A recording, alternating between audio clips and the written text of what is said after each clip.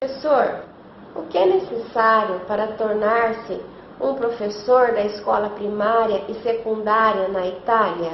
Olha, pessoal, na Itália a formação de professores não se dá de forma tão diferenciada daquela como ocorre no Brasil. Por exemplo, lá para se formar um docente ou para tornar-se um docente, o aluno precisa seguir duas etapas. O primeiro, ele precisa obter o chamado título de acesso ao ensinamento, que é algo equivalente a um título ou diploma de licenciatura, tanto para o ensino primário como para o ensino secundário.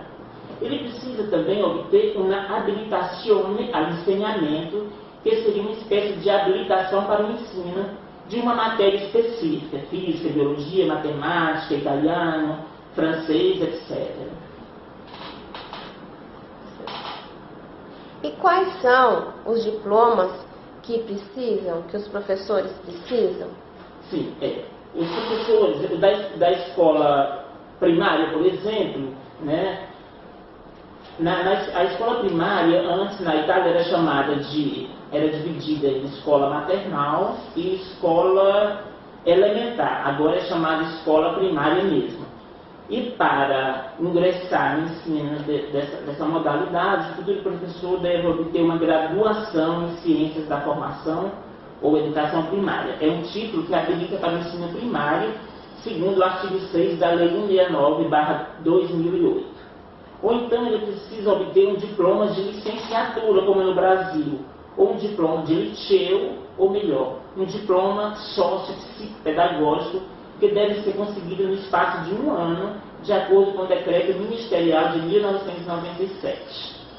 Agora, para a escola secundária, né, para a escola de primeiro e segundo graus na Itália, o professor deve obter, dentre alguns títulos, estes que vou citar agora. Ele pode ter um diploma quadrienal ou quinquenal de vecchio ordinamento, algo semelhante a um certificado baseado na chamada antiga legislação, com plano de estudos específicos previsto pelo Decreto Ministerial número 39, de 30 de janeiro de 1998.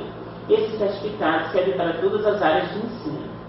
E B, ele pode também obter um diploma de uma formação especializada ou uma licenciatura baseada no chamado novo ordinamento ou nova legislação, com plano de estudos específicos previstos pelo Decreto Ministerial número 22, de 9 de fevereiro de 2005. De acordo com essa nova legislação de 2005, como já falei, a formação serve também para todas as áreas de ensino. Ou então, o futuro professor da escola secundária pode obter ainda, para se tornar apto para o ensino de primeiro e segundo graus, um diploma acadêmico de nível 2, ou ainda um diploma de conservatório ou de academia de belas artes, caso ele vá lecionar educação artística, música, pintura, dança, né? E isso de acordo com a antiga legislação baseada no Decreto Ministerial número 39 de 1998. Ele pode ainda, o aluno, obter o chamado diploma ISERF para o ensino de educação física, de acordo com o mesmo decreto de 1998. E por último, para se tornar um professor do ensino secundário, ele deve portar o chamado diploma de ensino superior de escola superior, que serve tanto para o ensino técnico e para o ensino profissionalizante, também de acordo com o decreto 32 de 1998. É só. E que títulos um aluno deve obter para se formar professor de segundo grau? Que título? Professor, e quanto ao estágio de ensino? Como ele se realiza na Itália? Bem, esse estágio de ensino se chama, na Itália, tirocinio formativo ativo, que corresponde ao nosso estágio de ensino ou a prática de ensino, né? Esse tipo de habilitação na Itália, ela foi prevista pelo Decreto Ministerial de novembro de 2011 e estabelece um novo percurso para a formação do pessoal docente. E para obter uma habilitação, o decreto prevê um estágio relacionado com um curso universitário específico.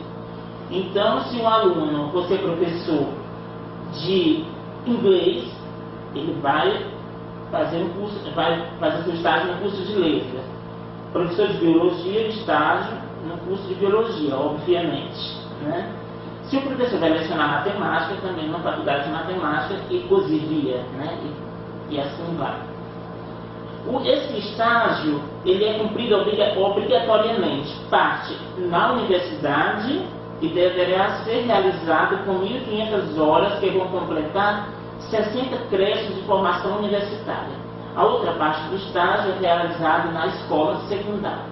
Então, parte desse estágio é realizada na universidade, a outra parte na escola secundária. E quais são as etapas do estágio de ensino e onde eles ocorrem? Bem, o estágio na universidade o estagiário deve estudar matérias psicopedagógicas e de ciências da educação.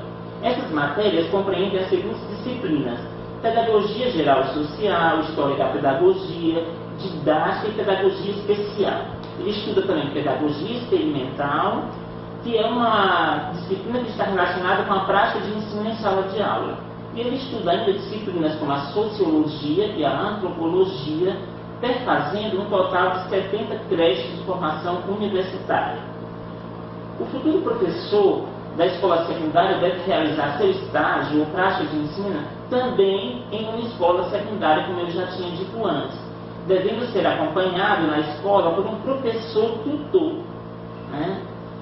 E esse estágio na escola compreende duas etapas. Uma é a etapa de observação, em que o estagiário passa um tempo sendo observado pelo professor tutor. E depois ele passa a dar aulas na segunda etapa, sendo observado pelo tutor. As duas etapas, tanto a de observação quanto a de prática de ensino, elas perfazem um total de 475 horas. Durante o estágio na universidade, as disciplinas relativas às práticas de ensino devem estabelecer uma estreita relação entre teoria e prática, ou seja, uma subsidiando a outra, né?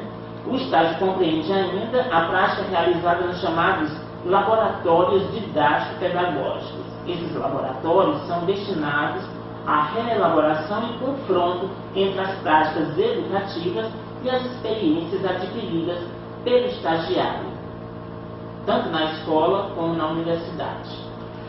Sim. E como se dá a avaliação final do estagiário? Bem, no final, o futuro professor de ensino secundário será avaliado por uma comissão ou banca que será composta por 3 professores universitários. Esses professores universitários que vão compor a banca deve ser de elevada formação artística, musical e corêutica. Essa formação corêutica se relaciona com a formação que vai associar arte e dança, certo? E esses professores universitários, eles têm que ter experiência e ter desenvolvido atividades no curso de estágio. Eles têm que ter experiência com estágio e formação docente.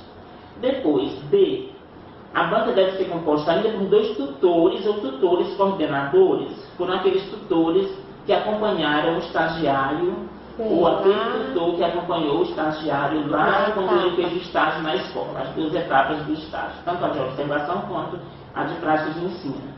Depois, a banca deve ser composta ainda por um representante designado pelo Ufficio Scolastico Regionale, que é o equivalente à nossa Secretaria Municipal de Educação. Então, a Secretaria Municipal de Educação da Itália deve também indicar um representante para fazer parte dessa banca ou dessa comissão que vai julgar esse aluno. E, por último, a comissão deve ser presidida por um professor universitário de elevada formação, que deve ser designado pela instituição de ensino superior onde se deu a formação do futuro professor da escola secundária. Então, a faculdade, né, onde o aluno fez o estágio, é que deve indicar também um professor que vai fazer parte dessa comissão, dessa banca, dessa comissão julgadora. Por último, pessoal, a comissão vai atribuir uma nota a esse aluno, a esse estagiário. Primeiro, até o máximo de 30 pontos as atividades desenvolvidas durante o estágio.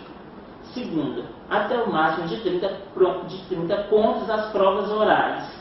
O aluno ou o estagiário deve fazer uma exposição oral sobre um tema relacionado com a prática pedagógica e esse tema é sugerido pela comissão. E por último, 3. Até o máximo de 10 pontos a discussão sobre o relatório final do estágio.